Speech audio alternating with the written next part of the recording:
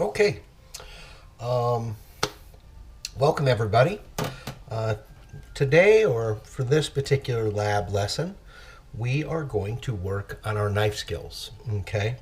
So we're going to learn the classics of our knife skills. Small dice, medium dice, large dice, brunoise, julienne, mincing of garlic, pureeing garlic, and slicing and dicing onions, which are, the classics of our knife skills. So the tools that you'll need, okay, is a peeler, just a plain vegetable peeler of some kind for the potatoes and also for the carrots, and some sort of knife, okay. This is a chef's knife.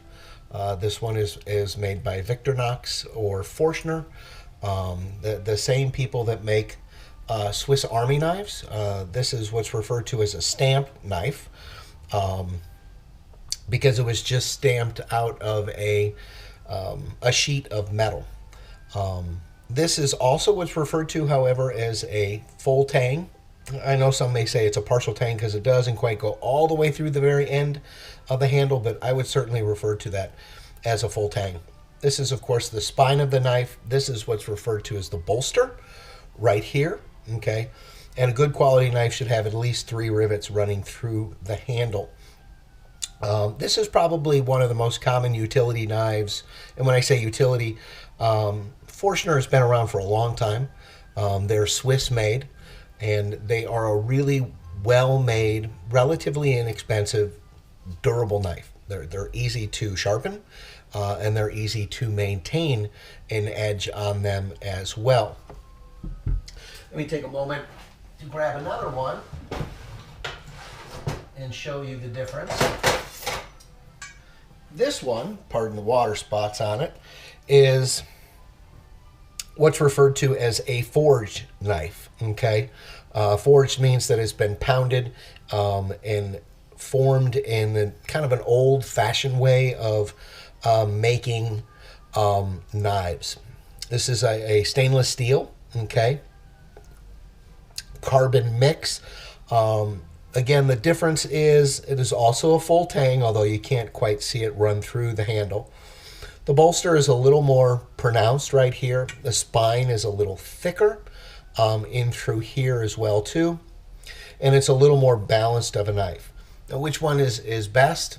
It's all personal preference. I like this particular style or brand of knife. It's what I started using when I was a younger chef, so this is what I've kind of stuck with throughout the years. All right, so let's go ahead and let's get started on our knife skills. We'll start with our carrot first. So first thing is you have to peel your carrot, okay? And there's, again, I won't say any right or wrong way to peel a carrot. You can either go away from yourself, such as this,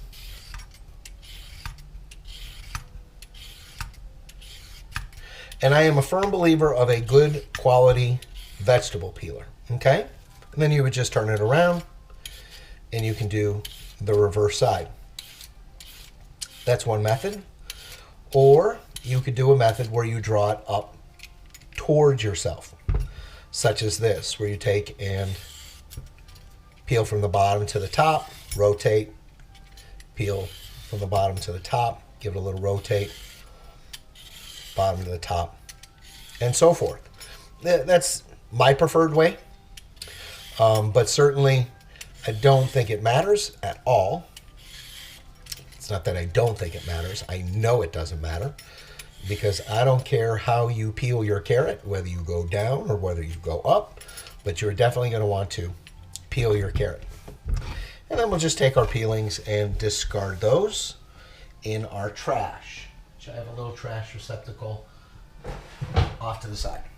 Okay, so now that we have our carrots cut, I'm just going to set those out of camera view.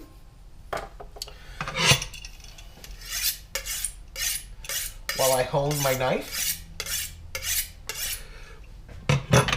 And then we will go ahead and we'll get started. Now, as we can see, this carrot is much larger than what we'll be able to work with. So I cut off the top end, okay?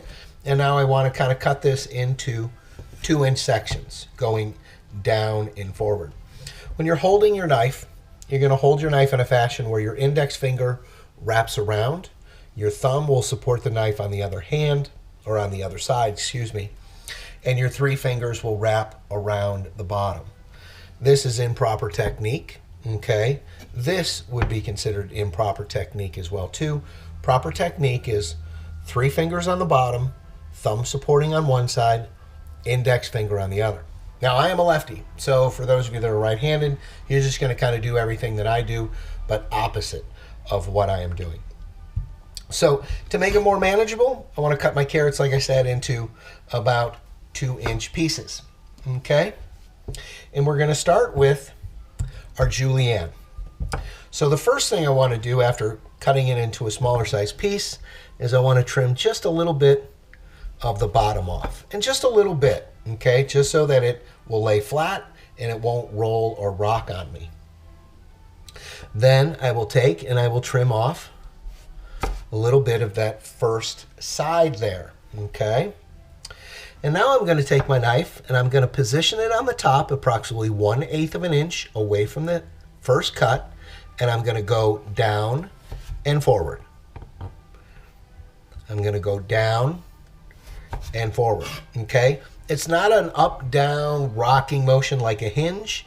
It's more, in this case, down and forward.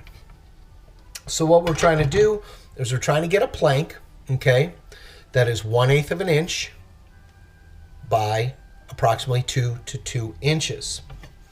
And we're going to start with that. Now, your other hand, okay, your left hand, if you are right-handed, or your right hand if you are left-handed, such as I, that's your guide hand, okay? That's the hand that's going to guide your knife. So you're going to want to hold your product in what I kind of refer to as a little monkey paw, okay? My thumb is tucked back behind my 4 fingers, okay? And my 3 fingers across the top are going to help support. The pinky finger is really just kind of slightly tucked back. What you just don't want to do when you're cutting is you don't want any of your appendages sticking out, okay? Because when you go down, if your thumb is sticking out, certainly you could end up cutting yourself, or any of your other fingers for that matter. And then your guide hand is also going to guide the knife in a down and forward motion. Down and forward motion. So we're going to go another 1/8 of an inch, down and forward. Pardon any background noise, I'm at home, so you might hear a dog bark here or there. Down and forward, and down and forward.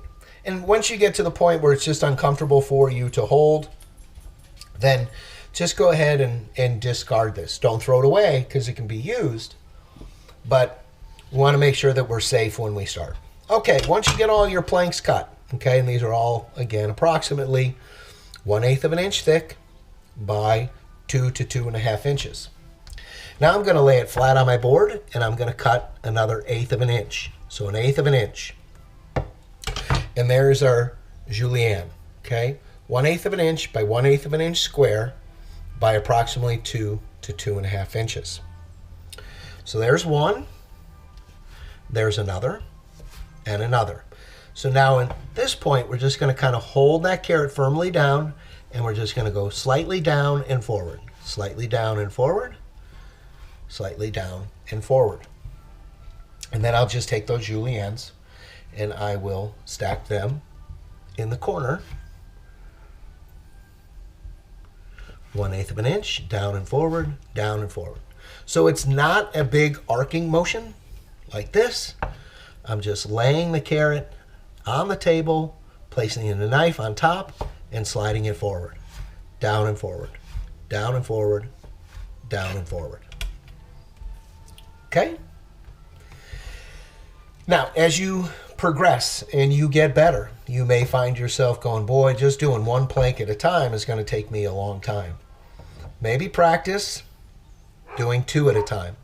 So place 2 down on top of each other, okay? And then again, 1/8 of an inch over, down and forward, down and forward, and so forth. Carrots can be a little tricky because they like to bend and curl, okay? But don't worry too much about that. So see, you can do twice as many when you start to feel comfortable with your skill level. What you want to try to do is you want to make sure that you're maintaining that 1/8 of an inch. 1/8 of an inch, 1/8 of an inch, 1/8 of an inch, and so forth. Okay? So that, ladies and gentlemen, is a julienne. 1/8 of an inch square by approximately 2 to 2.5 inches. I think what's most important is I'm not so concerned, about what the actual length is, okay, as much as I am the diameter. Is it 1/8 of an inch square, okay? And certainly I would tell you that, these are not perfect, but at a glance, they are pretty close, okay? And it does take practice. Admittedly, I always tell people, I make things look a lot easier than they are because I've been doing this for an awful long time. So let's go ahead. We'll do just a little bit more. So I cut a little bit off. So I have a flat edge so it doesn't rock on me. Going to trim off one edge. And see again, let me move those out of the way. When I trim, I'm not trimming off a whole bunch, right? So it's not like I'm taking my carrot and, whacking off that much of the carrot just to try to get a straight edge. I'm just trimming off a little bit, again, about maybe 1/8 of an inch. And it's the same thing on this side. I don't want to trim off that much, when I'm trying to get a straight edge, because I'm going to lose a lot of my product, okay? And one of the things that we're always concerned about in a professional kitchen is our waste. All right, so we'll go back to our original. Cut a little flat edge. We got a little spot right there where it's flat. Now I'm going to measure about 1/8 of an inch as I look down on my product, and I'm going to go down and forward. Down and forward, down and forward, down and forward. Okay? Always keeping that guide hand back, tucked, with those fingers tucked in.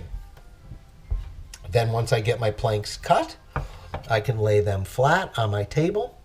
And if I find that one bends, let's say one direction or the other, if I notice that it's cupping to the inside, well, then I'll place that side down. So when I push my fingers on it, it'll push it flat. Versus if I flip it and I push my fingers on it, it's going to cause it to curl up on me. And if you find that one edge isn't quite straight, then go ahead and just straighten it out. And then just cut 1/8 of an inch. So it's just a simple down and forward motion, okay? As you can tell, I'm not really lifting the knife that far up off of my cutting board. I'm actually just laying my knife on top of the product and then just gently pushing down and forward. Always keeping that guide hand tucked back so I don't cut appendages. We don't want any fingers being cut. Okay, so that is how you cut a julienne. And again, here's a perfect example. See how it's cupping, okay, curling? So I'm going to place it so that when it curls, it's down and 1/8 of an inch.